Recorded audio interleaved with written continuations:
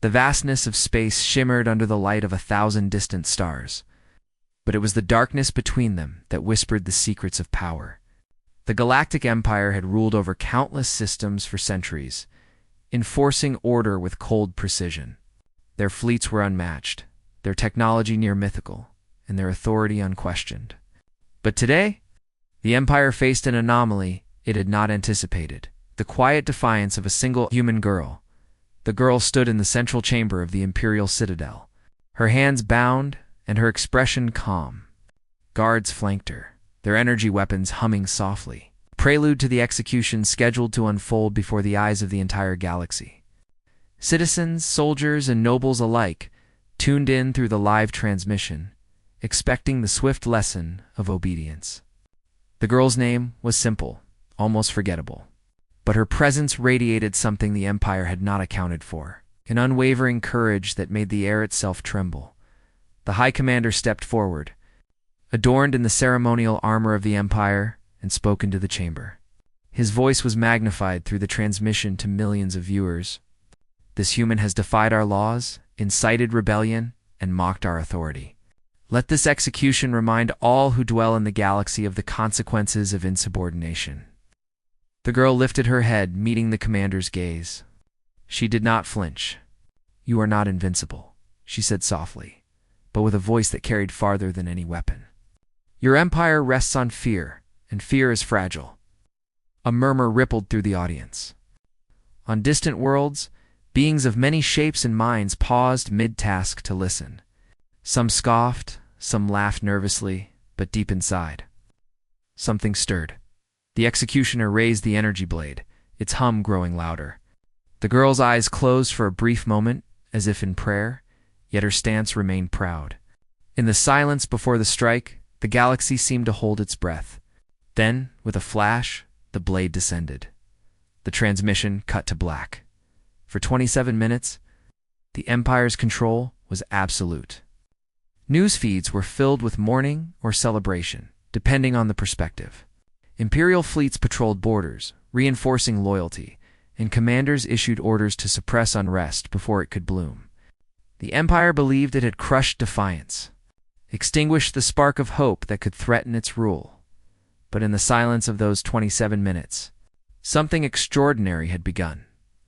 The girl's final words carried across the transmission, had been recorded and distributed through hidden channels by sympathizers, diplomats, and even some of the Empire's own officers who had questioned the cost of tyranny. The words were simple, yet they resonated with the shared frustrations and dreams of countless beings. Across the galaxy, systems that had obeyed out of fear began to whisper of freedom. Ports in industrial worlds saw quiet strikes. Starship captains refused orders. Even the Empire's own soldiers hesitated, unsure if their loyalty was to authority or to justice. At minute 28, a critical signal pierced the network of the Empire's Central Command. One of the Empire's largest resource stations, responsible for controlling communications, had fallen into insurgent hands. Within moments, the rebellion had access to encrypted channels that allowed coordination across multiple sectors. Messages that would have been censored now flowed freely, carrying the girl's words like wildfire. By the 35th minute, the first Imperial fleets turned against each other. Confusion spread like a virus through the ranks. Admirals issued orders that were ignored or questioned. Soldiers began deserting, taking their ships and weapons to aid the insurrection. On dozens of worlds, governors who had enforced harsh measures found themselves confronted by their own citizens, armed and united for the first time in decades. The Empire's leadership convened an emergency council in the Grand Hall of the Citadel. Holographic images of rebellion hotspots flickered on the walls, each one a stark reminder that the Empire was no longer in control.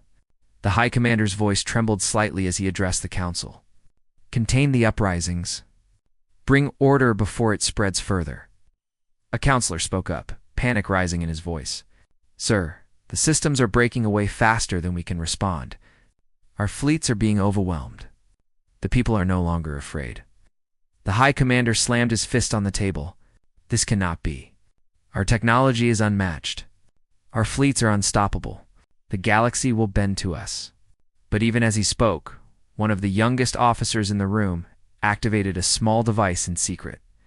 Within seconds, the core of the Citadel shuddered as automated defenses turned against the Empire's own ships.